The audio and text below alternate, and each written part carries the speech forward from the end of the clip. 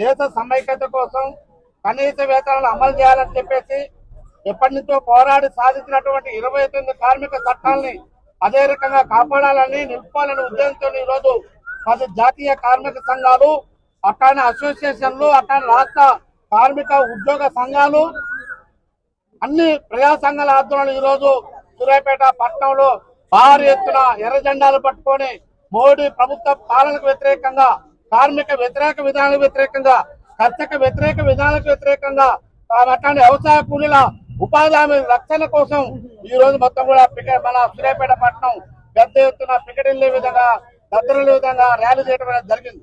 మనందరూ కూడా తెలుసు, ఏదో బ్రిటిష్ కాలం నుంచి 100 ఏళ్ల చరిత్ర కలిగినటువంటి అనేక కార్మిక చట్టాలు, చికాగో నగర అమరవీరుల త్యాగాల ఫలితంగా స్ఫూర్తితో పోరాట సాధించినటువంటి 8 గంటల పనిదినాన్ని అయితే, అట్లానే ఉద్యోగ భద్రత ఏంది, పని భద్రత ఏంది, సామాజిక భద్రత ఏంది, పిఎఫ్ ఏంది, అన్ని హక్కుల కోసం పోరాడి సాధించుకున్న చట్టాలన్నింటినీ కూడా ఈ రోజు ఒక కలం పూడుతున్నట్టుగా పార్లమెంట్ సాక్షిగా ప్రతిపక్షం లేకుండా ఈ రోజు అధికార బీజేపీ మొత్తం కూడా కార్మిక చట్టాలను రద్దు చేసి లేబర్ కోడ్లు తీసుకురావడం జరిగింది. ఈ లేబర్ కోడ్ అంటే చాలా మందికి అర్థం కావట్లే.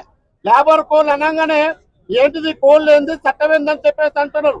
ఇలా చట్టబద్ధమైన హక్కును పూర్తి చేసుకొని యజమానుల కొమ్ము కాసే విధంగా, లాభాలు తెచ్చే విధంగా, వాళ్ళ పని గంటలు పెంచే విధంగా ఈ రోజు కార్పొరేట్ శక్తుల్ని మరి దేశంలో ఒక సంపన్న వర్గంగా తయారు చేసే దానికోసం ఇలా మరి చట్టాలు లేబర్ కోడ్లు తీసుకురావడం జరిగింది. అందుకే ఈ లేబర్ కోడ్లు వ్యతిరేకంగా మనందరం కూడా పోరాటం చేయాలన్నటువంటి ఆలోచనతో ఈ రోజు మనం ర్యాలీలు జరుగుతా ఉన్నాయి. అట్లా దేశంలో మోడీ ప్రభుత్వం ప్రజా కార్మిక వ్యతిరేక విధానాలను అనుసరిస్తూ ముఖ్యంగా ఈ దేశానికి 75 ఏళ్ళు అవుతుంది స్వాతంత్రం వచ్చి. ఈ 75 ఏళ్ల కాలంలో భారత రాజ్యాంగంలో పొందుపరిచినటువంటి కార్మిక చట్టాలు, ఈ చట్టాలు మొత్తం కూడా కార్మిక వర్గానికి రక్షణగా, ఆయుధాలుగా ఉపయోగపడ్డాయి.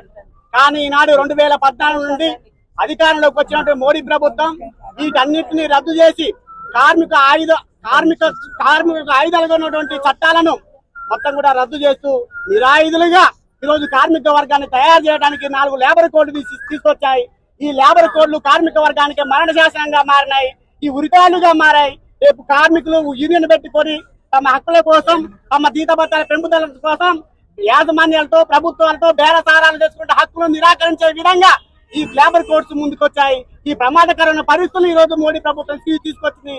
దీనికి వ్యతిరేకంగా దేశవ్యాప్తంగా జాతీయ కార్మిక సంఘాలు పెద్ద ఎత్తున పోరాటం చేస్తున్న నేపథ్యంలో ఈ రోజు రేవంత్ రెడ్డి ప్రభుత్వం కూడా వాటికి కొమ్ము వేస్తూ ఈ రోజు పని గంటలను మొత్తం కూడా 10 గంటలకు పెంచుతూ జీవో 282 జీవోను తీసుకొచ్చింది.